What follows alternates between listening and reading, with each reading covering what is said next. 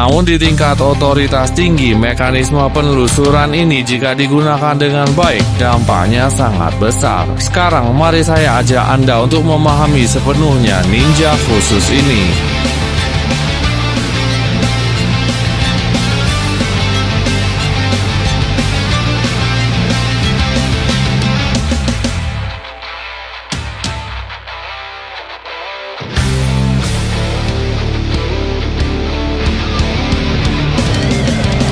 Trio Danzo memiliki dua set serangan biasa, dibagi menjadi darat dan udara. Serangan biasa di darat total 7A, 1 dan 2A dorongan biasa, 3A melontarkan, 4A menghilang tak terkalahkan, 5A menarik kembali, 6A perisai angin elemen tanah, 7A mengikuti dan melepas lawan. Dalam keadaan udara, serangan 5A, 1A dorongan datar, 2A serangan ke atas, 3A meningkatkan ketinggian, 4A serangan perisai angin, 5A tebasan ke bawah. Oke, sekarang kita perkenalkan keterampilan pertamanya, pelepasan normal, diri sendiri tak terkalahkan, permisi sebentar, bisa bereaksi dan menekan beberapa keterampilan ninja. Pada tahap akhir dari keterampilan pertama, tekan serangan biasa untuk menggunakan serangan biasa turunan. Dapat menghentikan keterampilan. Benar kan? Topeng merah. Di udara juga dapat dilepaskan secara normal dan mempertahankan efek yang sama, tetapi tidak memiliki efek menyapu tanah. Keterampilan kedua, tebasan pedang. Dapat dimulai dari luar. Tahap kedua memiliki efek menyapu tanah, dan kombinasi teknik memiliki efek menyapu tanah. Saat melakukan serangan tebas, ada sebagian waktu yang kebal, dikombinasikan dengan serangan biasa di udara dapat dengan stabil menghancurkan pertahanan penuh. Garis pembunuhan jurus pamungkas sangat rendah, tetapi bisa diikuti dengan keterampilan kedua. Juga bisa diikuti dengan tangkapan. Sekarang kita akan menjelaskan mekanisme khusus dari Danzo. Dia memiliki 10 syaringan. Setiap kali menggunakan pengganti secara aktif akan menghabiskan 1 syaringan, kemudian kembali ke posisi 5 detik sebelumnya. Lalu dalam 5 detik pertama pertandingan, jika terkena serangan awal, menahan tombol pengganti dapat menghabiskan 3 syaringan untuk memulai ulang pertandingan. Soal guys, 5 detik sejak walaupun lekat dalam pengganti yang bisa menghabiskan 3 syaringan untuk kembali ke 5 detik sebelumnya. Okey, saya membawa sedikit informasi berguna untuk kalian. Penentuan di belakang tubuh Tuanzo sangat besar. Kita bisa memanfaatkan perbedaan informasi ini terhadap lawan. Selama lawan berdiri di tengah lapangan, kita bisa mencapai efek yang sama dengan serangan turunan dari keterampilan pertama dan tahap kedua dari keterampilan kedua. Tidak direkam di sini, jadi tidak akan dijelaskan lebih lanjut.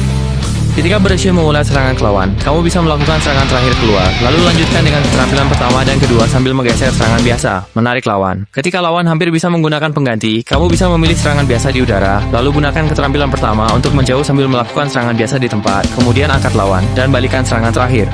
Jika tidak menggunakan pengganti, kemudian lanjutkan dengan keterampilan 1 dan 2. Sekarang kami akan memberikan beberapa teknik memecahkan pemanggilan, selama bukan pemanggilan yang menekan area, tetapi pemanggilan jenis area. Keterampilan 2 tangkapan Danzo dapat membawanya keluar, jika itu adalah pemanggilan menekan area yang luas. Setelah menggunakan pengganti, Anda dapat menggunakan keterampilan 1 terlebih dahulu, kemudian keterampilan 2 dengan serangan biasa, sehingga dapat langsung keluar dari area pemanggilan. Jika lawan melepaskan wace, kamu hanya perlu tetap terbang sepanjang waktu. Nanti akan dijelaskan bagaimana mempertahankan terbang selama 13 detik. Jika waktu pemanggilan lawan cukup singkat, kamu bisa mengganti posisi dengan A, lalu lanjutkan dengan keterampilan kedua untuk menangkap. Dengan cara ini, kamu bisa menghancurkannya. Keterampilan kedua untuk menangkap dapat dengan mudah mengalahkan panda. Sekarang saya akan mengajarkan efek terbang 13 detik menggunakan perisai tanah sebagai media.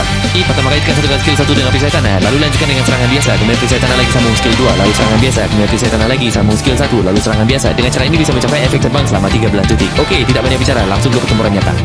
Menggunakan Maban dengan fokus pada posisi, jangan mencoba memutar balik waktu, karena kemampuan 4 gigitan Maban terlalu kuat. Oke, jangan gunakan pengganti, gunakan keterampilan kedua untuk menyapu. Oke, kemudian gunakan panda untuk serangan balik. Pihak lawan juga melepaskan jurus pemanggilan. Kita perkirakan setelah waktu kebal kita habis. Gunakan invincibility untuk menghindari satu serangan, lalu gunakan pergerakan untuk menghindari serangan kedua. Kemudian gunakan jarum perisai untuk menahan pengganti. Lalu gunakan gulungan rahasia untuk serangan balik, mengakhiri pertandingan. Pada awal permainan, gunakan gulungan rahasia untuk memulai. Lakukan gerakan kecil untuk memancing pengganti lawan, lalu berlindung di sudut tembok. Perbedaan informasi dengan lawan. Gunakan panda untuk bereaksi terhadap skill lawan. Kemudian, gunakan kembali serangan biasa untuk menarik keluar, dan keterampilan pertama, dapatkan serangan balik.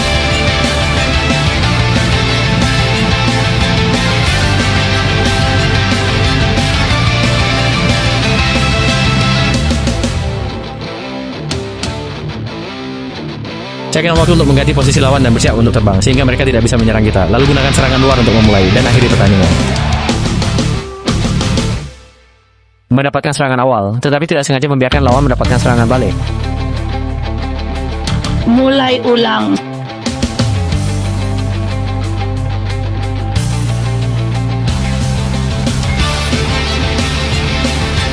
Di pertandingan sebelumnya, lawan bergerak ke atas dan kami berhasil memulai serangan. Kali ini kami memperkirakan dia akan bergerak ke bawah, mengetahui dia akan menggunakan penarikan untuk serangan balik, jadi kami menyimpan satu segmen tak terkalahkan untuk langsung kabur.